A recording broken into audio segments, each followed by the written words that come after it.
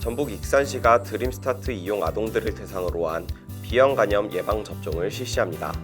B형 간염 예방 접종은 7월 1차 접종을 시작으로 9월 2차, 12월 3차로 총 3회에 걸쳐 완료할 예정입니다. 접종 대상은 지난 6월 드림스타트 학령기 아동 57명을 대상으로 실시한 건강검진을 통해 B형 간염 예방접종 항체 미보유자 24명입니다. 강원도 화천군이 농촌 지역 여성들의 보육 부담을 덜어주기 위해 공동 돌봄 시설을 설치합니다.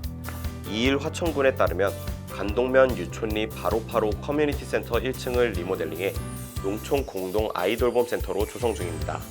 농번기에는 아이를 맡기는 것이 사실상 어려워 추가 인건비가 부담이 큰 시민들을 위해 공동 아이 돌봄 센터를 조성한다고 관계자는 전했습니다.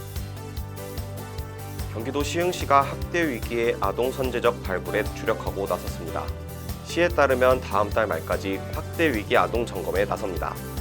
아동보호팀과 18개 동 맞춤형 복지팀이 함께합니다. 시흥시 관계자는 빅데이터 시스템과 지역사회 네트워크 등을 통해 아동학대 조기 발굴에 주력하겠다고 전했습니다. 전북 장수군민의 독서문화 확산을 책임질 군립도서관이 장계면에 조성됩니다. 장수군이 독서문화 확산을 통해 군민의 삶의 질 향상을 담당할 장수군립도서관의 기공식을 장계면 도서관 공사 현장에서 열었다고 전했습니다. 서울 서초구가 신종 코로나 바이러스 감염증으로 지난 2월부터 운영이 중단됐던 손주 돌보미 교육을 17일부터 순차적으로 재개했다고 밝혔습니다. 서초구 손주 돌보미 지원 사업은 계속해서 증가하는 조부모 육아 활동에 대한 가치를 인정하고 도움을 제공하기 위해 시작됐습니다. 사업에 참여하는 조부모는 손자녀를 돌봐주면서 무료로 육아 교육도 받고 수당까지 받을 수 있습니다. 식품의약품안전처가 올해 1월 영유아 어린이가 사용하는 화장품에 대한 안전성 자료 작성 보관이 의무화됨에 따라 세부 내용을 보시를 정하고 업계 대상 온라인 설명회를 가졌다고 전했습니다. 식약처는 8월 중 온라인 설명회 동영상을 유튜브 채널을 통해 공개할 계획입니다.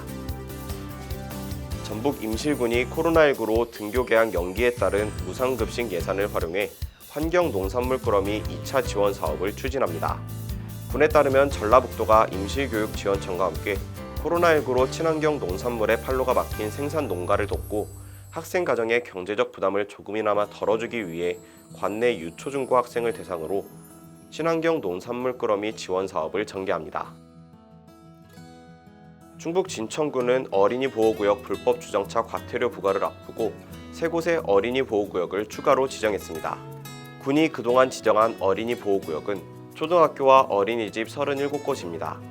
진천구는 3일부터 어린이 보호구역의 불법 주정차한 차량에는 과태료를 부과한다고 전했습니다.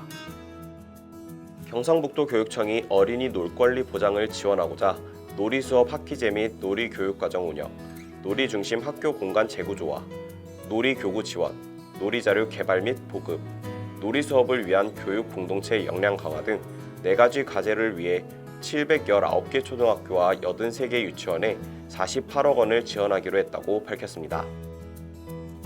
울산시 교육청이 모든 초중고교와 특수학교 일반 교실에 무선망을 구축하고 교원들의 노후 컴퓨터도 노트북으로 교체합니다.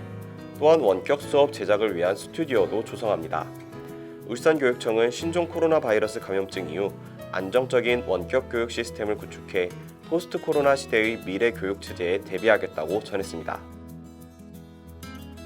서울시 교육청 산하 강서 양천교육지원청이 초등학교 교원의 수업 전문성을 향상시키기 위한 장학자료 3종을 제작해 학교에 보급했다고 밝혔습니다.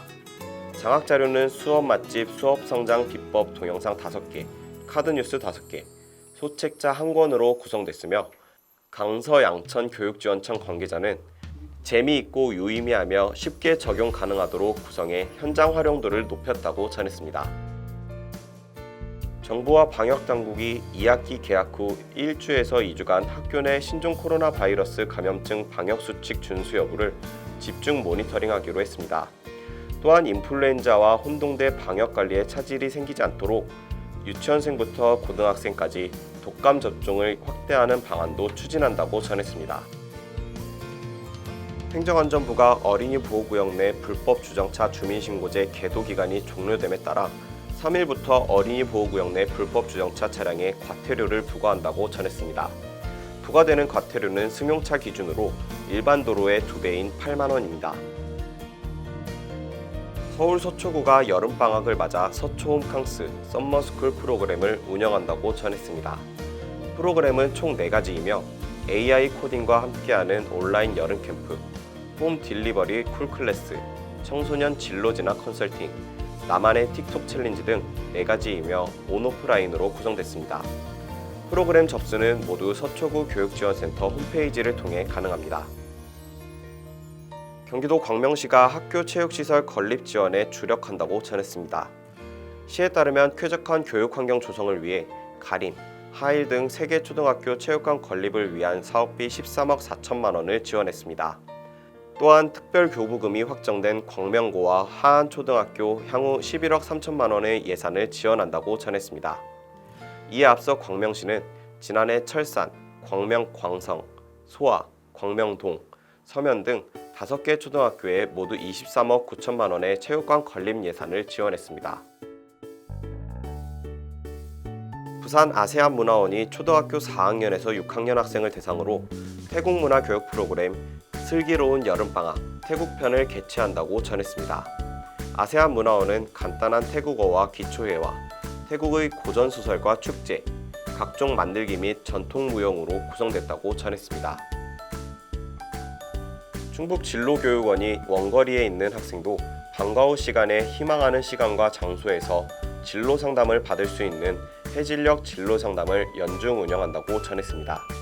초등학교 5학년에서 6학년과 중학생을 대상으로 한 이번 상담은 코로나19로 인해 진로 탐색에 도움을 받을 수 없었던 학생에게도 다양한 진로 탐색의 기회를 제공합니다.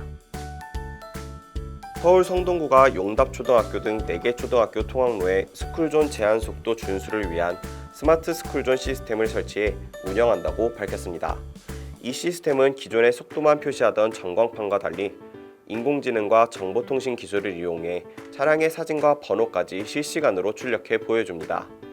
무심코 제한속도를 위반한 운전자에게 위험을 알리고 보행자의 주의를 환기시켜 안전사고에 대비할 수 있을 것으로 알려졌습니다. 서울 영등포구는 자원봉사센터 소속 봉사자들이 마스크 분실 방지 목걸이 1,100개를 제작했다고 밝혔습니다. 구는 직접 제작한 마스크 목걸이를 지역 내 독거 어르신과 초등학교 5곳에 전달했습니다. 강원도 속초교육문화관이 오는 7일까지 2020년 웹툰 창작 광자 수강생을 모집합니다. 초등학교 4학년에서 6학년 대상 어린이 웹툰 창작교실, 중고등학생 대상 청소년 웹툰 창작교실, 웹툰 공모전 데뷔반 등 3개 강좌이며 총 45명을 모집합니다.